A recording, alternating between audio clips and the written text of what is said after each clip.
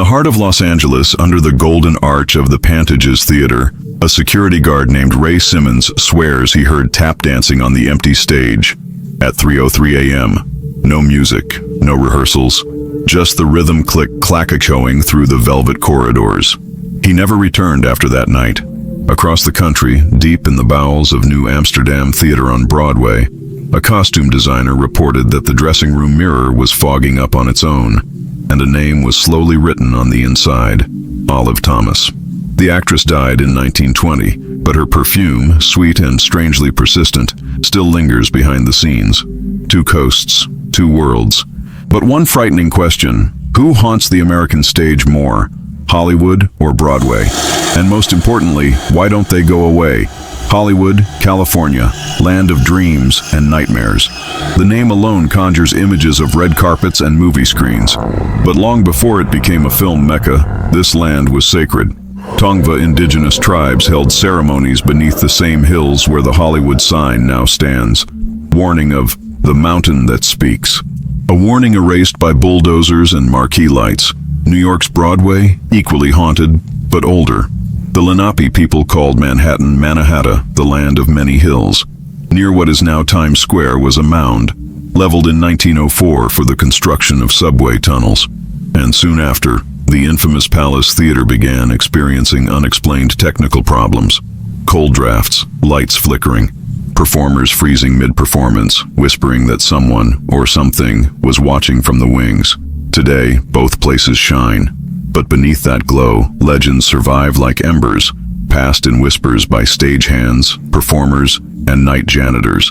And what unites them isn't fame, it's fear. The ghosts that keep working.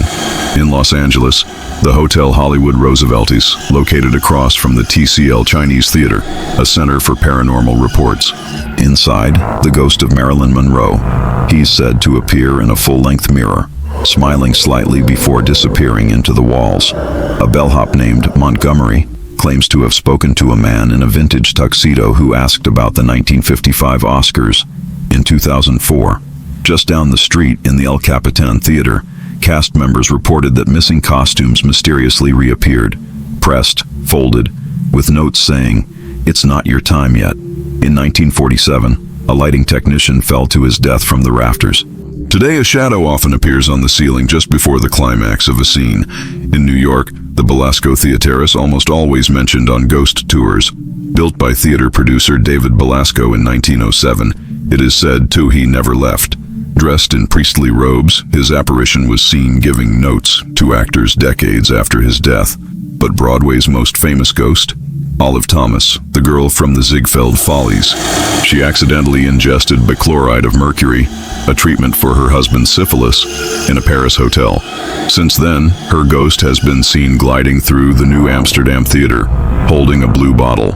Disney theatrical group employees who now run the theater even leave out a framed photo of Olive in the lobby as a sign of respect. Some say that if you don't greet her, your show will fail. In both Hollywood and Broadway, ancient rituals persist, almost religious in nature. In Los Angeles, actors never say Macbeth inside the Pantages Theater. This is a reference to the curse of the Scottish play. Instead, they refer to it simply as the Scotsman. The last time this was said out loud, in 1986, a chandelier fell, injuring 3 people. On Broadway, there is a tradition of ghost light. A single lamp left on the stage overnight to ward off spirits. But some claim it's not for keep the ghosts away, is for give them a stage. They need the spotlight too, said an elderly janitor at the Schubert Theater, who insists he has seen shadows rehearsing on the stage when no one is there. A stage manager of the Teatro Majestic, House of the Phantom of the Opera, confessed in a Reddit AMA. Every Thursday at 2:14 a.m., someone plays 3 piano notes in the orchestra pit. Just 3. Always the same thing. There's no one there. We check the cameras. It's empty. Today's pop culture is saturated with echoes of these legends, and perhaps that's the point. Ryan Murphy's American Horror Story chose the Hotel Cecil in Los Angeles as inspiration for Hotel. Many crew members reported nightmares and broken equipment during filming. Some even refused to return after the first day. Musicians of Lana Del Rey to Kendrick Lamar referenced cursed fame and the ghosts of stardom in their lyrics. Lana's music video for Born to Die includes images inspired by Olive Thomas, the tragic Broadway star. In New York, the musical Beetlejuice generated public buzz when cast members spoke of strange power surges and temperature drops backstage. "It's like it really guessed the dead," joked one artist, half seriously. Ghost tours are on the rise in both cities. Hollywood Ghost Walk and Broadway's Haunted History tour sell out months in advance. Tourists now leave flowers not only for celebrities, but also portals of ancient theaters, whispering apologies or wishes. They say the show must go on, but what if it never ends?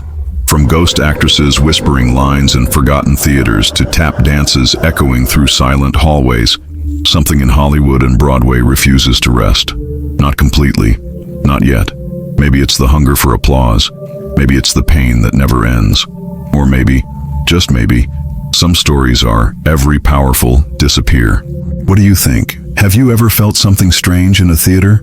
Can you believe that legends like Olive Thomas and Marilyn Monroe still roam backstage? Leave your thoughts in the comments. We're reading them all. And if you're drawn to the dark side of history and pop culture, hit the subscribe button and come with us from coast to coast into the forgotten shadows of the American myth. The roar of the audience was fading, but the echo of that night still reverberated in the silent corridors of the theater. In the darkness backstage at the Pantages Theater in Hollywood, every breath seemed amplified.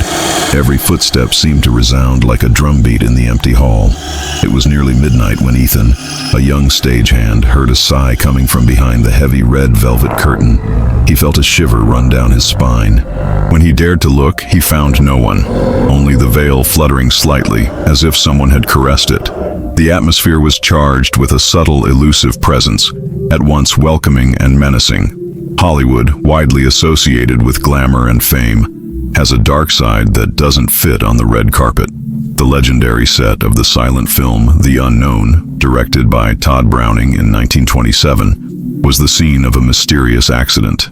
A camera fell for no apparent reason, crushing part of the set. No operator was found on site. Afterward, executives began calling the place the Haunted Plateau.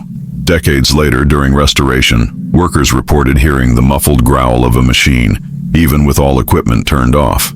Meanwhile, in New York, in the subterranean meanders of Times Square, the Lyceum Theater holds time-worn secrets. Built in 1903 on foundations dating back to the 18th century, it has been the scene of strange occurrences that defy logical explanation. In 1968, a pipe began leaking black water during a performance. The water formed a dark puddle on the stage floorboards, reflecting the cold light of the spotlights. When the water dried, stubborn stains remained, and they remain there to this day, stains that refuse to fade, like scars from something that never fully healed. Ethan, the Pantages stagehand, consumed by curiosity, went down to the basement the next day, determined to find the source of the curtain's sound. He shone his flashlight on the old railway supporting part of the 1930s building. He found footprints slightly fused into the dust, as if they were fresh prints. As he held the flashlight, he saw the reflection of a pale, lost-looking face behind him. He turned violently, the light cut through the air, and he was alone again. His story was filed, like so many others, in the Unexplained Things section. This sense of presence intertwines the past and the present, yet always subtly, so that doubt survives. There are no glaring figures, only the persistence of something beyond human comprehension. Leaving the theater, Ethan felt the weight of someone carrying a secret that may never be revealed. In Manhattan, near the Belasco Theater, a veteran actress named Margaret Jacobs was plagued by recurring dreams. In her nocturnal reveries, she saw herself standing in a dark gallery, gazes from old paintings fixed on her. The sound of a whispering voice called out to her, "Belasco." Upon awakening, she found precisely cut chrysanthemum prints on the table beside her bed. She made several attempts to trace their origins until she discovered that David Belasco, the theatrical magnate, had an aversion to the flower for a personal reason. He believed chrysanthemums brought bad news, an omen of death when offered outside their traditional context. Now, centuries later, someone or something insisted on using the flower as a messenger. The stories abound. A longtime designer at the TCL Chinese Theater reports seeing digitized cement handprints revive at night. The marks flickered with a silvery glow, sending chills down the spines of viewers even before entering for evening screenings. In late 2019, a team of restorers decided to resculpt some areas around the palms of Clark Gable and Rita Hayworth. Soon after, a mysterious fire broke out in the electrical tracks of the main spotlights. The damage was minimal, but the scare was significant. No short circuit was identified. Only cursory records attributed the incident to a technical failure. In the heart of Queens, the story of Queens Theater, which began as Cinema 115 in the 1920s. In 1952, an actress hosted an extra screening of a newly released film. At the end, she clapped along to a symphony of applause, but there was no one in the audience. The upholstery creaked under unseen feet. The actress fainted on stage and was found next to an empty chair, wet with tears, her fingers marked as if she had gripped the armrest. The incident never went ahead, hushed up by commercial pressures of the time. Since then, urban tour operators have included the cinema among the places where those who aren't on stage still want to be. Behind the scenes at the Majestic Theater, home to hits like The Phantom of the Opera, are choreographed by the legend of the triad of three notes. Three dissonant bells, always at the same time and in the same cadence. Local superstition holds that each note corresponds to a climax shrouded in tragedy, unrequited love, consumed ego, silent dementia. Although the show has continued uninterrupted for years, some swear that on the days the notes sound, the performance veers toward melancholy or becomes unexpectedly difficult in the final acts. Technicians cover them with hoardings, but the notes persist, insisting that there is something greater there, something involuntary that refuses to be forgotten. The legend of Olive Thomas has become a proto-urban legend. On the eve of opening nights, workers at the New Amsterdam paint a blue bottle on hidden corridor walls. They say this calms her, preventing her anger disguised as accidents. The custom began after 3 set designers died of carbon monoxide poisoning in 1973, following a furnace explosion while painting in the basement. The following morning, it was found next to an intact blue bag containing brushes full of paint. No one has been able to identify its origin, not even a signature. Since then, blue has become a ritual color, brushed into the shadows.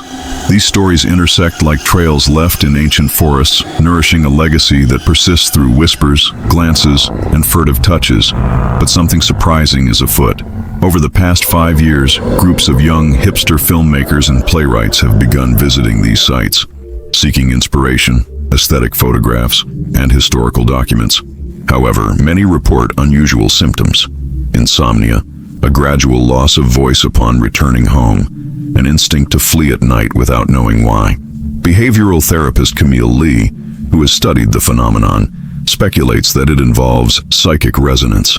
Places that have absorbed pain and trauma continue to radiate a frequency that impacts human brains like electromagnetic noise. Camille reports cases where people, after the visit, hear disturbing phrases, a chill in the air, phrases like "your cue" in their ears. The most impressed claim that the phrase makes their heart race, induces a search for the spotlight, and that the memory lingers for days. Logic suggests that the brain fills vague sensations with theatrical and cinematic narratives, connecting past and present. But this doesn't diminish the real impact they feel. The tremors, the tears, the bated breath. Outside, cities are trying to translate these phenomena into tourist consumption. Hollywood Forever Cemetery, where figures like Rudolph Valentino and Judy Garland are buried, has become the stage for outdoor movie screenings. With each film shown, visitors report the distant sound of giggles, sighs, and footsteps on the lawn. In New York, a startup offers an immersive theatrical horror experience inside the St. James Theater, using actors dressed as fallen angels from old musicals, a simulation so realistic that several people abandoned the ride midway, terrified by what they believe to be real apparitions. These contemporary rituals reframe fear. They transform theater and cinema into contact zones between the mundane and the inexplicable.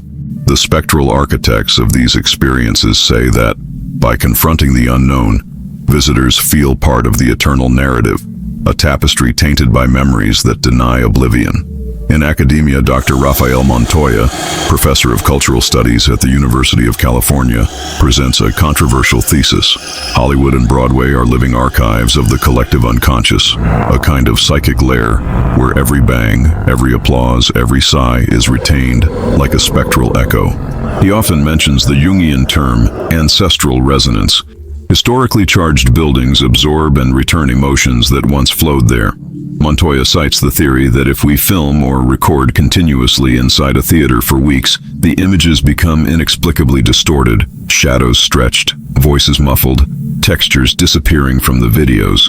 He organized a series of recordings in September 2023 inside El Capitan, and the resulting footage contained color distortion only in the area where the projector exploded in 1947 in the center section. The result has never been shown publicly. It seemed a desecration. As Montoya speaks at conferences, the audience grows restless. They ask if we should build more theaters, more cinemas, knowing they might attract forces that never asked for permission to enter. He responds laconically, "We already attracted them when we dimmed the lights and opened the doors to performance. However, tension is growing because something has changed. Until 2020, these phenomena were restricted to employees, technicians, and scholars. Today, with the advent of social media and emotional tourism, the boundaries between the audience and the backstage have blurred. Those who begin filming, listening, and reporting spread the legend in real time, and possibly empower those who no longer feel restrained by the stage. Now the ghosts no longer whisper only on the margins of the scene. They reach the audience. Technology became an amplifier. Hollywood Pantage's assistant director Laura Kim found a lost emergency call log on the internal security system. At 2:14 a.m. on a Sunday, a security camera went offline. The log recorded only 11 seconds of blackout, enough time for someone or something to be replaced by someone else. The recording was not released, but residual audio survived. A barely audible whisper, almost humorously saying, "Brava, darling." The phrase still echoes in the theater's hallways, with the scent of carbon monoxide, pain, and broken dreams. In the city that never sleeps, a similar incident occurred at New Amsterdam. The automatic temperature control switched on its own on a winter Friday. Within seconds, the temperature in the backstage area dropped to 2 degrees C, freezing sprays and makeup. The electricity returned, blowing hot air that instantly turned into fog. The makeup brushes had frostbite marks on their bristles. No one had been in there since. Rummaging through the set for a technical explanation, they found only a note, "Take your bow," written on scrap paper in careful handwriting, unsigned. The questions now arise with renewed intensity. Are we dealing with superstition, matter sensitive to time and trauma?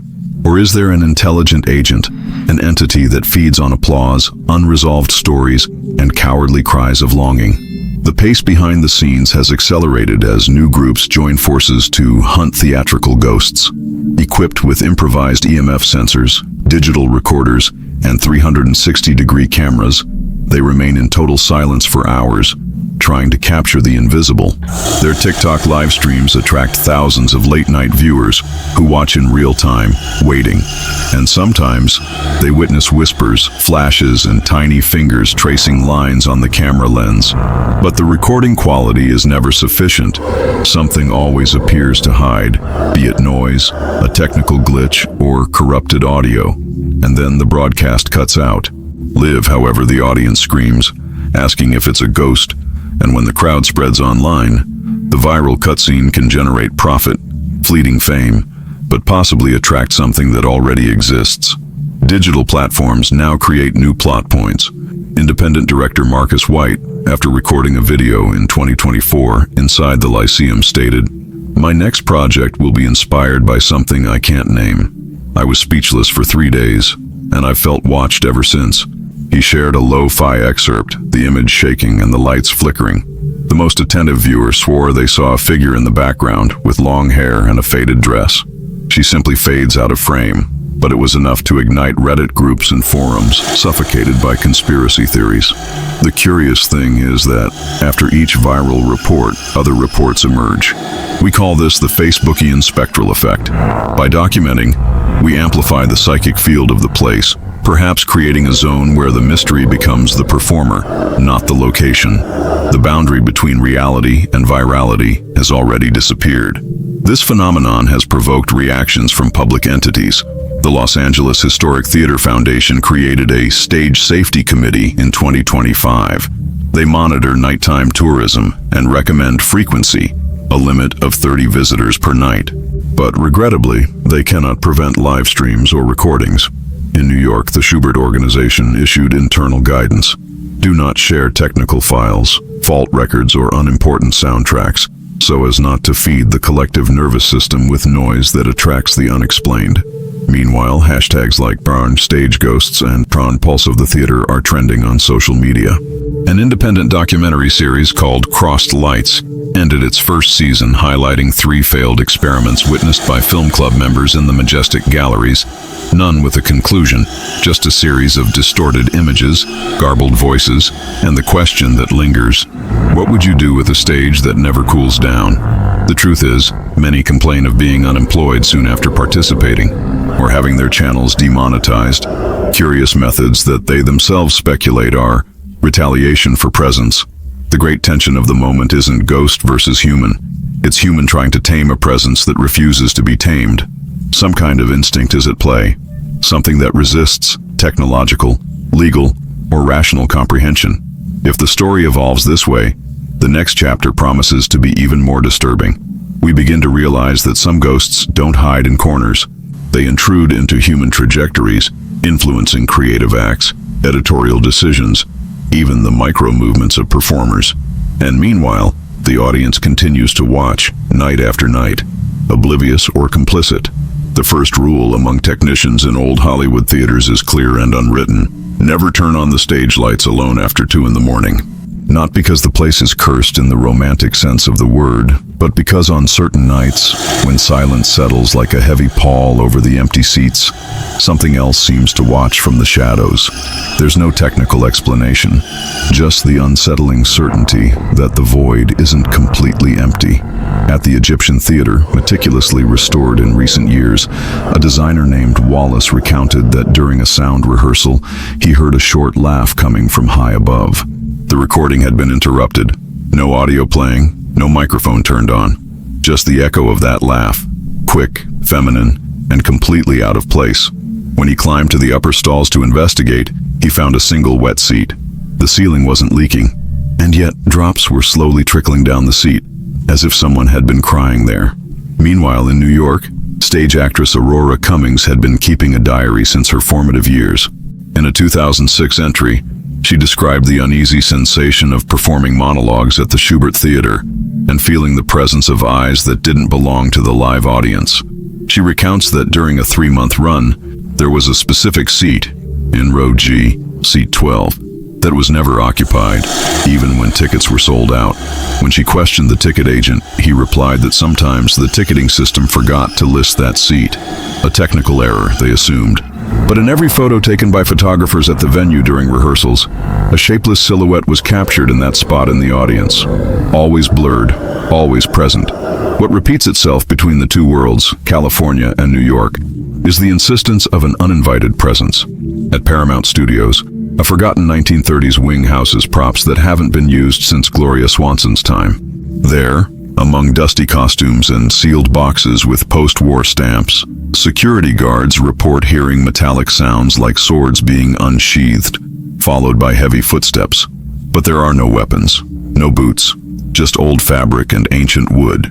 The most common explanation among the guards is what they call performance echo, a kind of emotional recording left by the repetitive weight of filmed scenes. In Manhattan, a similar phenomenon occurs in the basement of the Hudson Theater, where, according to employees, there's a corridor where clocks stop working. Always the same corridor, always the same stretch. 6 steps of worn tile between dressing room 3 and the wardrobe closet. Cell phones lose signal.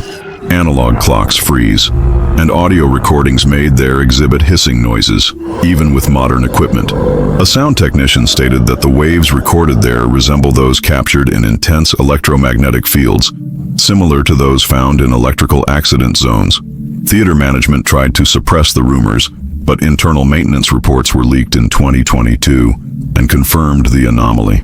These spaces, separated by 3,000 miles, seem to be opaque mirrors of each other, where one whispers, the other responds. And behind the scenes of this restless communication, patterns emerge. A Los Angeles producer claimed that, after spending a night monitoring footage of the Pantages for a documentary, she began hearing a name repeating itself in her dreams. Beatrix. After checking historical records, she discovered that an actress with that name had been considered for a major role in the 1940s, but never showed up for the audition. Her body was found weeks later in the basement of the theater itself, with a note in her hand. "It's not my time yet." The pattern repeats itself with minimal variations. In New York, a playwright reported something similar while writing a play inspired by forgotten Broadway figures. In the middle of the night, while typing, she saw the computer cursor move by itself, typing a single word, "repeat." When she tried to delete it, the computer froze, and when she restarted, the passage was saved with the word in bold. The electronic document, she says, never worked properly again. Scrambled images began appearing in the middle of the text. She abandoned the project. The play was never finished. Night had settled over Los Angeles like a thick blanket of heat and subdued silence. High in the hills, where the city lights flickered like candles on a profane altar, the Hollywood sign watched the city with still, ancient eyes. It wasn't just a symbol. It was a portal. For many, it signified success. For others, it represented merely brightly lit ruins. At the base of this symbol, the Vista Theater stood like a sacred reliquary of the past.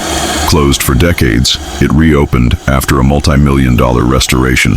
But from the first technical rehearsal, something didn't seem right. Lighting operator Ricky Amato described a cold presence in the stage pit. A beam of light kept turning on by itself at 3 in the morning, always pointing to the 4th row, seat 9. At first, they laughed. But after the 3rd night, Ricky refused to continue working.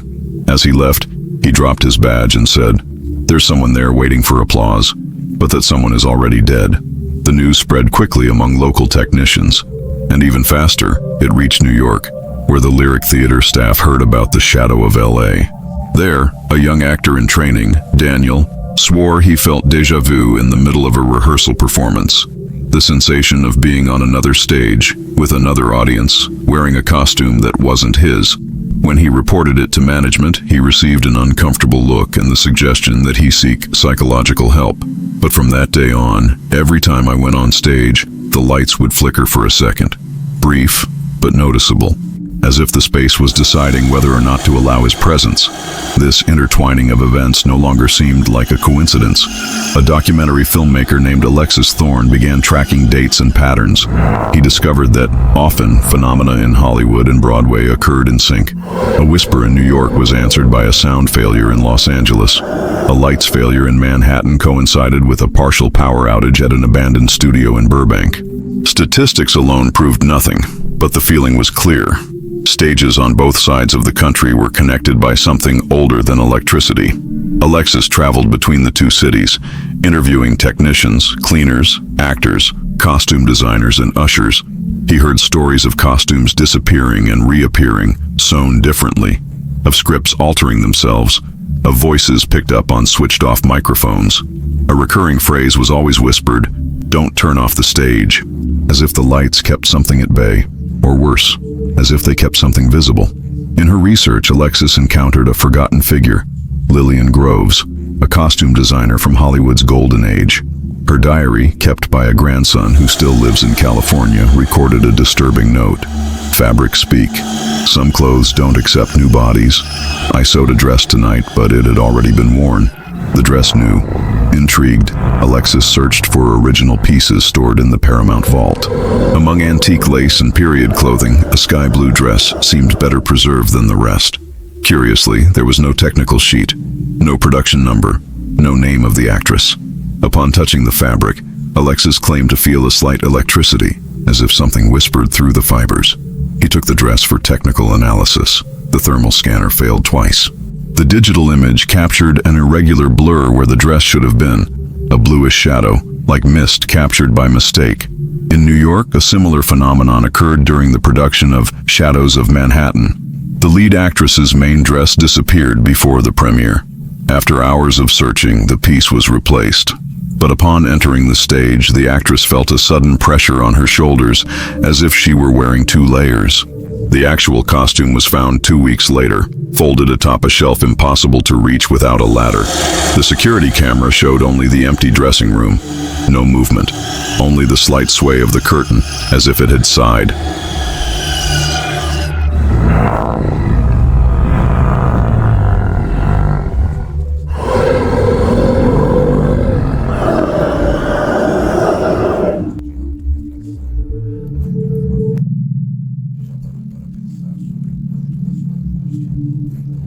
fraquezas, nossas